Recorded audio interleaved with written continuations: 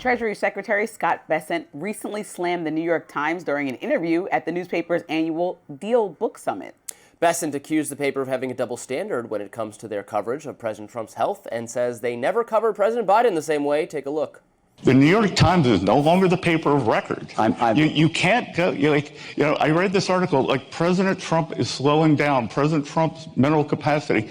It is 100% fake. You had what was one of the greatest scandals of all time, that the coverage of the Biden administration, Joe Biden's diminished capacity, and the cover-up. And that's why it's probably fair to raise these questions. Where was the New York Times? We just had a 3-hour cabinet meeting yesterday, Andrew. For 10 months, the Biden administration did not have a cabinet meeting. Bessent was likely referring to an article published by the Times last week documenting Trump's public appearances in his second term. It reads, quote, in 2017, the first year of his term, Mr. Trump's scheduled events started at 10:31 a.m. on average. By contrast, Mr. Trump in his second term has started scheduled events in the afternoon on average at 12:08 p.m. The number of Mr. Trump's total official appearances has decreased by 39%. Meanwhile, during that 3-hour cabinet meeting that Bessent mentioned earlier, some on the left suggested Trump was falling asleep. CNN's Jake Tapper suggested that it shouldn't come as much of a surprise if Trump is tired. Take a look. He did look a little sleepy in that cabinet meeting. I don't know if he was dozing off or what, but... Or listening intently. And does that what it look like? Does it look like I'm listening intently? Yes, it does. And I can keep talking if you want me to. I'll talk right on through this. Look, he's 79 years old. Yeah. I mean, like, this is not abnormal for a 79-year-old to be sleepy. White House Press Secretary Caroline Leavitt spoke on the matter afterward, saying that, quote, President Trump was listening intently and running an entire 3-hour-long cabinet meeting. Yeah, I saw what they were talking about. I see why you say it looked like maybe he was sleeping, but I think he just does this thing where he's listening, where he's, like, his eyes look closed. I think that's what it was. I don't think he was sleeping, but he can be tired. He works very hard. He flies all over the world. He doesn't sleep well, never has. Look, I'm fine to have people keep scrutinizing his health and well-being. He is old, and in my view, I have noticed, I think he's slowed down just a little bit. I think he has. Normal for a 79-year-old? But, like, people are getting conspiratorial about that. Like, the paying attention to his hand. Well, he had an injection or something. That's why there was a discoloration on his hand. You can't say, there is no comparison to Joe Biden. Joe Biden, to Scott Bessent's point, did not have a cabinet meeting for 10 months. Cabinet couldn't get a hold of him. He would do short, little conversations during the small part of the day where he was fully awake and alert, and other times had no idea what was going on. Trump, they sheltered him from media interviews, from press interactions. Trump sits still regularly, periodically, for long, far-reaching interviews. He fields questions from reporters on the plane. He's talking to people in all sorts of different contexts. He's still, it's not even in the same ballpark. The level of access the people and the press have to Trump compared to Joe Biden. You would know if something had gone seriously wrong with his cognition. And we should be laser focused on that. But the hypocrisy from the media, like, oh my God, now they're really, really paying attention to the age and fitness of the president. Come on, people.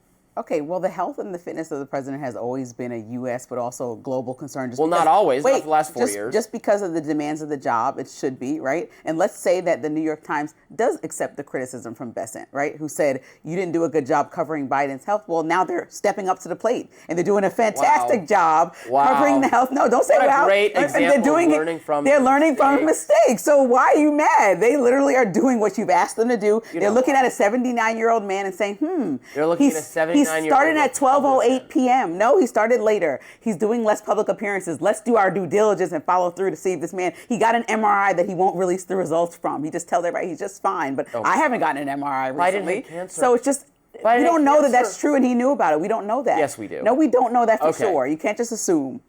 he absolutely knew about it and they absolutely covered it up, but believe whatever you want. And I also want to go back to listening intently like this. Come on now. I'm not accepting that. He was falling asleep. There's been several pictures and videos of him like kind of doing something like this. And even as he appeared to be falling asleep in one of the times, I was reading in the New York Times and they were saying that Secretary of State Marco Rubio was describing him, and you know he loves the praise, as the, quote, only leader in the world who could help to end the Ukraine war. And so he should have been wide awake in that moment to say yes, because he's leading the meeting. Maybe he tires of all this flattery. No, well, he should be. He doesn't get tired of flattery. We know that. So if he was wide awake, when somebody's giving you a grandiose compliment like that, saying you're the only leader in the world, you're going to still listen intently. Yes, I am. Like, You've never fallen asleep on camera, Lindsay? I've fallen asleep in a whole meeting, but I also am not the president. Yeah. So I've fallen asleep before. And you're a young 29-something. Yeah.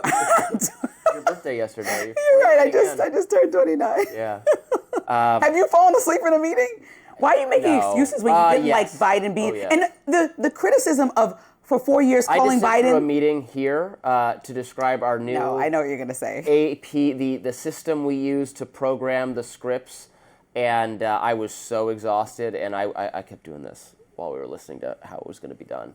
You don't find the hypocrisy of President Trump referring to President Joe Biden as Sleepy Joe for 4 years and beyond, and then actually possibly falling asleep in many, or at least the meeting we just saw recently. That's not hypocrisy to you? No, Come because on. I didn't begrudge. He literally is sleeping. I would not have begrudged Biden just being tired a couple times in meetings because he travels a lot, and he's like, that was not the issue. The issue was that even with enough sleep, he was barely lucid a lot of the time. And they knew that because they stopped having him do public appearances and media interviews and meetings with his cabinet.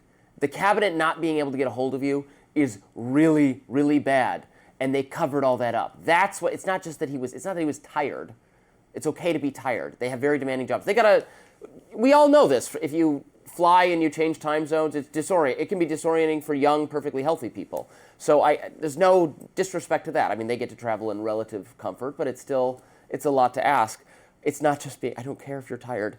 It's the age and the fitness. And I've not seen evidence that he still seems by and large. So you're getting the discoloration in the skin, the MRI, the falling asleep in the He got an meeting? injection. I know, but you just swipe over it. And it's like, if the New York Times is doing a really astute journalism and taking the time out to cover some of these health instances that you brought up during Biden's presidency that they neglected If to they cover, really knocked it then out I of the think park that's with Biden, really. then I'd say, well, They have to start somewhere. You always never like to start with Republicans. They're starting right now. Why can't they start? No, they're starting right now. Never start so with they can Democrats. continue to have this type of journalism, understanding the demands of a presidency, and continue to cover this really thoroughly. And I really hats off to the New York Times for taking the time out to cover this intense story about My hat's off a to him. possibly sleepy president that we want to make sure can do his job. This is a really intense job. And, at 36% approval rating, he really has to be ready and prepared or equipped for it, or maybe pass the torch to. You know how I feel about J.D. the Vance. elderly in roles of prominence in government?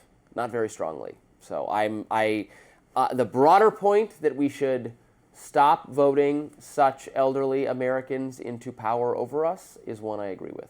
But that's more of a Democratic problem than a Republican problem.